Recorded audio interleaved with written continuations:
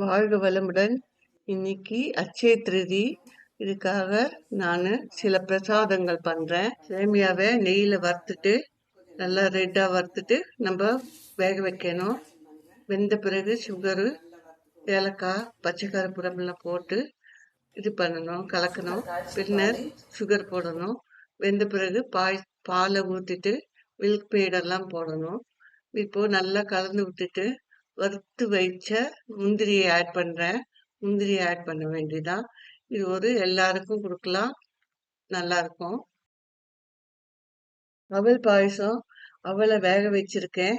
வெந்த பிறகு நம்ம கஸ்டர்ட் சுகர் இப்போ போட்டுட்டு இருக்கேன். போட்டுட்டு அதையும் வெந்த பிறகு அதுல பச்சை கருப்பும் ஏலக்காய் போடணும். சுகர் பேஷண்ட்களுக்கெல்லாம் கொடுக்கணும். அதுக்காக அவலில் நான் ஏலக்காய் பச்சை கருப்பை போட்டேன். இதில் சக்கரை காய்ந்த பிறகு காய்ச்சின பாலை ஊற்றுவோம். பால் ஊற்றிட்டு வறுத்த முந்திரியை போட்டுடுவோம். இப்போ 2 காய்க்கு ஆயிடுச்சு.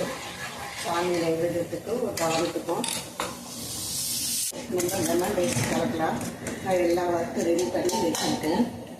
லெமனை தாளித்து அதில்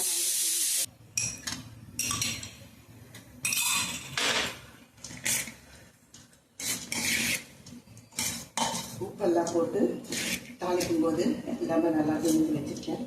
லெமன் சாதம் ரெடி.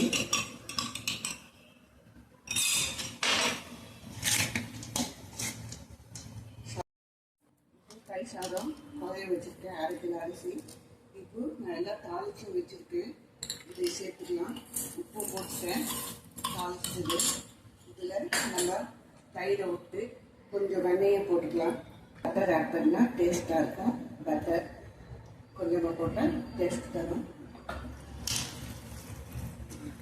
இப்போ தயிரை ஊற்றிட்டு கடைசியில் மாவு பயணம் பண்ணலாம்.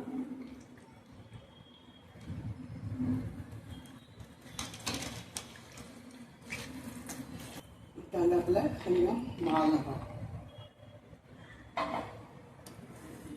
கொஞ்சம் கேரட் துருவி வச்சுருக்கேன்.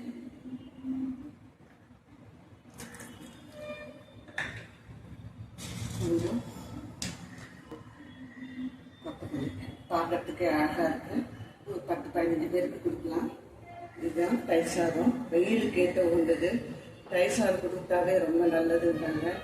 நான் ஸ்ரீடி பாபா புக்கு படிக்கும்போது அதில் உடம்பு சரியில்லைன்னு இது பண்ணும்போது நம்ம கருப்பு நாய்க்கு தயிர் சாதத்தை கொடுத்தா உடம்பெல்லாம் சரியாயிடும்னு சாப்பிட படித்தேன்.